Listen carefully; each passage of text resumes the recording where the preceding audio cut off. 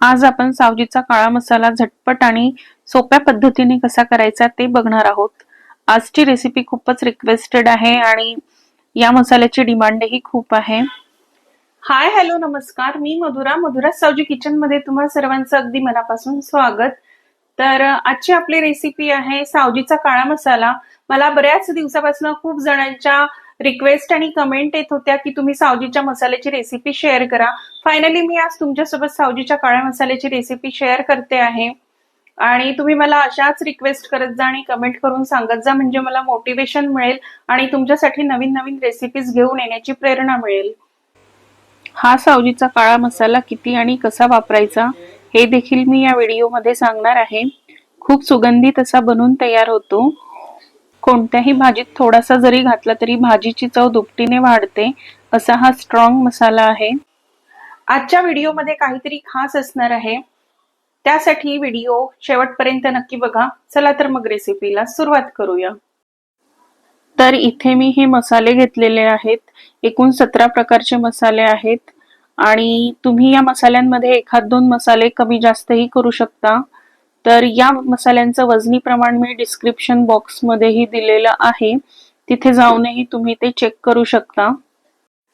तर मी इथे घेतलेले आहेत 50 ग्राम तेजपत्ता, 60 ग्राम धने, धन्याचं प्रमाण तुम्ही थोडंसं वाढवू शकता, 20 ग्राम दगडफूल, 50 ग्राम खोबऱ्याचे काप साधारण अर्धा वाटी, पाऊण वाटी जिरा, 10 ग्राम काळी मिरी, 10 ग्राम खसखस, 1 टेबलस्पून मेथी दाणे, 1 जायफळ,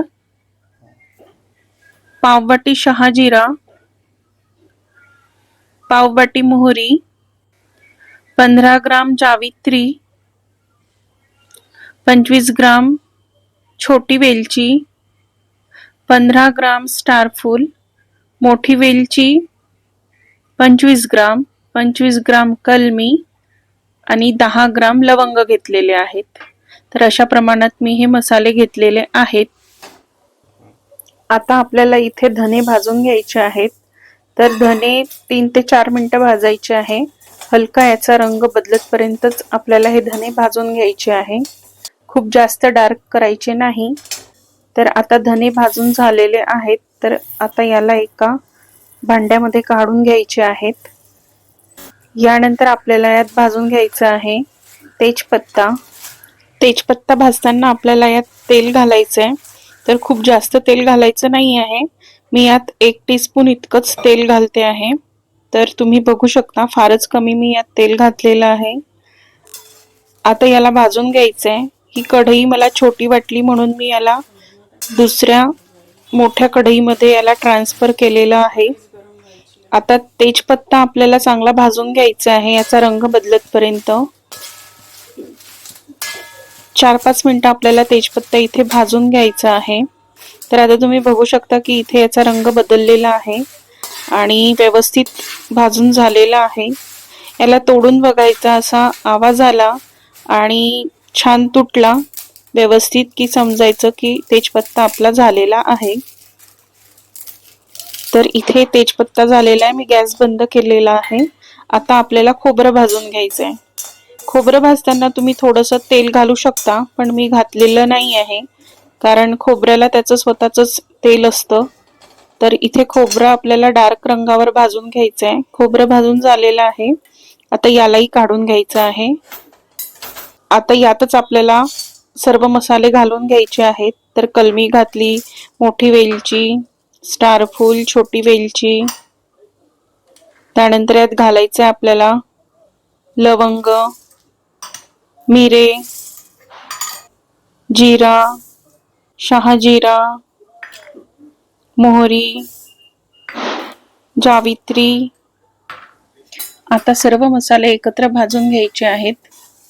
यात दगडफूल घालायचं राहिलं, दगडफूल पण घालून घ्यायचं आहे आणि त्यानंतर सर्व मसाले आपल्याला 2 ते 3 मिनिट भाजून घ्यायचे आहे।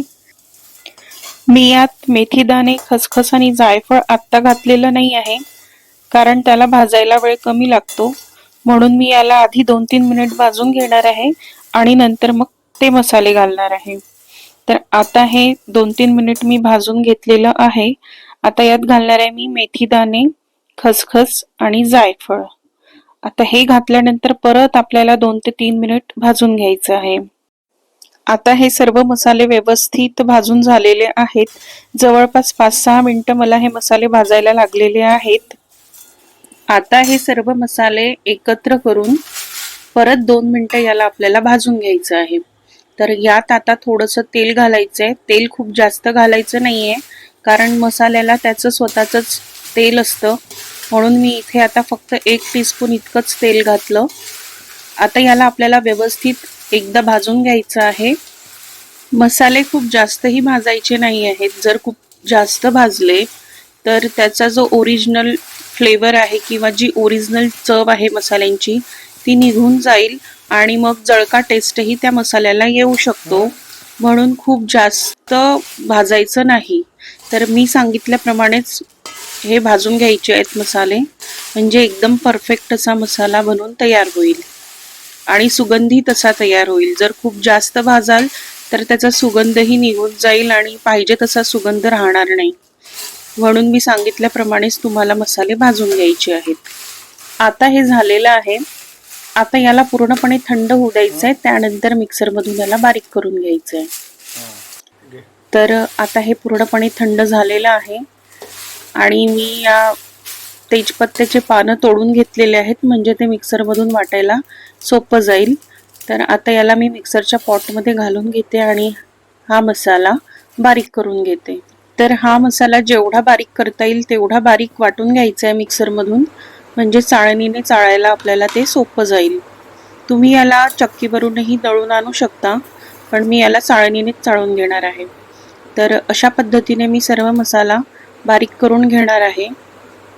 तर मला हा थोडा जाडसर वाटतोय म्हणून मी याला परत एकदा बारीक करून घेते मिक्सरमधून आणि त्यानंतर याला चाळून घेणार आहे.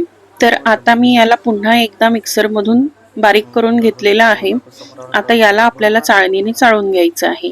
तर चाळणी आपल्याला जाडीच घ्यायची आहे, खूप जास्त बारीक घ्यायची नाही. जी रवा चाळायची चाळणी असते तीच घ्यायची किंवा त्यापेक्षा थोडी जाडी असली तरी चालेल. तर मी याच्यामध्ये घालून हा पूर्ण मसाला चाळून घेते. तर अशा पद्धतीने मी हा मसाला चाळून घेतलेला आहे. आता बाकीचा उरलेला मसालाही मी याच पद्धतीने चाळून घेणार आहे.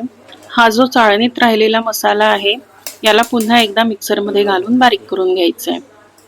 तर अशाच पद्धतीने मी संपूर्ण मसाला चाळून घेतलेला आहे आणि इथे आपला हा सावजीचा काळा मसाला तयार झालेला आहे. तुम्हाला जर हा मसाला हवा असेल तर खाली दिलेल्या नंबरवर मला संपर्क करा. तुम्हाला हा मसाला घ्यायचा असेल तर उपलब्ध करून दिला जाईल. हा मसाला 1 किलोच्या प्रमाणात जर भाजी असेल तर त्यात अर्धा चमचा घालायचा किंवा त्यापेक्षा थोडा कमी घातला तरी चालेल. तर कसा वाटला तुम्हाला आजचा व्हिडिओ? कमेंट करून मला नक्की सांगा. व्हिडिओ आवडला असेल तर लाईक करा, शेअर करा, यूट्यूब चॅनलला सबस्क्राईब करा, फेसबुक पेजला फॉलो करत राहा. भेटूया लवकरच एका नवीन रेसिपी सोबत. तोपर्यंत बाय. धन्यवाद.